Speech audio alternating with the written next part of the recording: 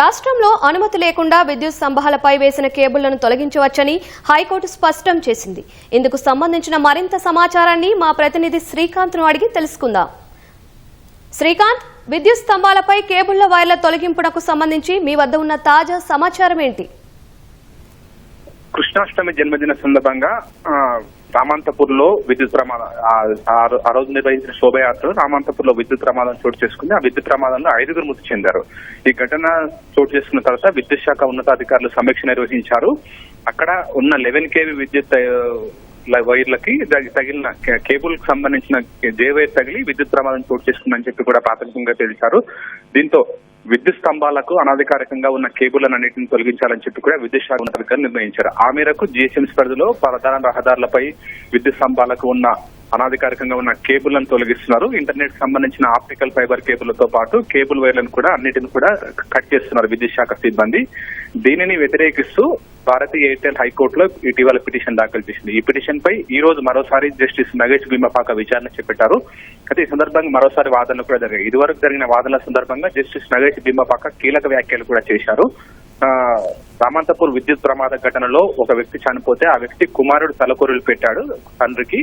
ఆ తండ్రికి తలకొరులు పెట్టిన రోజే ఆ కుమారుడి జన్మదినం ఉన్నప్పటికీ జన్మదినం కేక్ కట్ చేయాల్సిన చేతులతోనే తండ్రికి తలకొరులు పెట్టారు. ఇదంతా కూడా ఎంతో హృదయ విదారక ఘటన. ఈ వార్త చూసి మనసెంతో కలిసివేసింది. సభ్య సమాధానం తలదించుకునే ఘటన చోటు చేసుకుని దీనికి అందరూ బాధ్యత వహించాలని చెప్పి కూడా జస్టిస్ నగేష్ భీమపాక గత విచారణ సందర్భంగా కూడా కీలక వ్యాఖ్యలు చేశారు. అయితే ఈ సందర్భంగా అనధికారికంగా ఉన్న కేబుళ్లను తొలగించాల్సిందే, కానీ అనుమతి ఉన్న విద్యుత్ కేబుళ్లను మాత్రం కట్ చేయొద్దని చెప్పి కూడా ఈ సందర్భంగా గత విచారణ సందర్భంగా మధ్యంతర ఉత్తర్వులు జారీ చేస్తూ జస్టిస్ నగేష్ భీమపాక తీర్పు ఉత్తర్వులు జారీ చేశారు. మధ్యంతర ఉత్తర్వులు జారీ చేశారు. అయితే ఈ రోజు మరోసారి గత విచారణ సందర్భంగా శుక్రవారం జరిగిన విచారణలో ఈ కీలక వ్యాఖ్యలను కూడా చేశారు.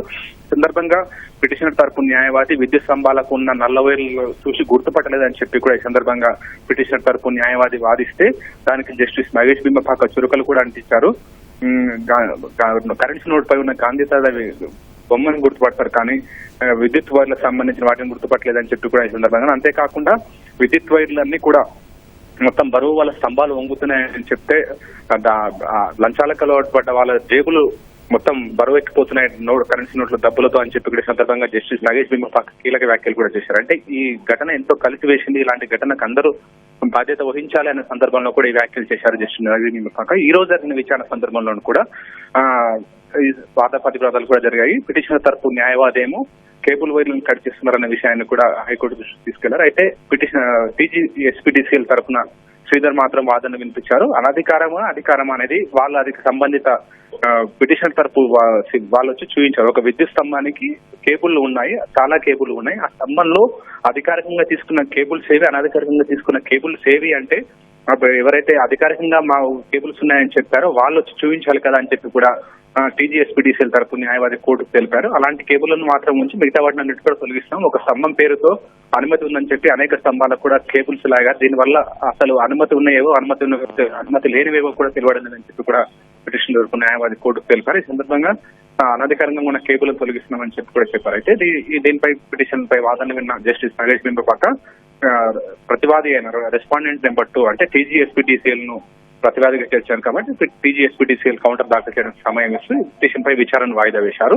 అనధికారికంగా ఉన్న కేబుల్లను తొలగించాల్సిందే అని చెప్పి కూడా హైకోర్టు వ్యాఖ్యానించింది. ధన్యవాదాలు.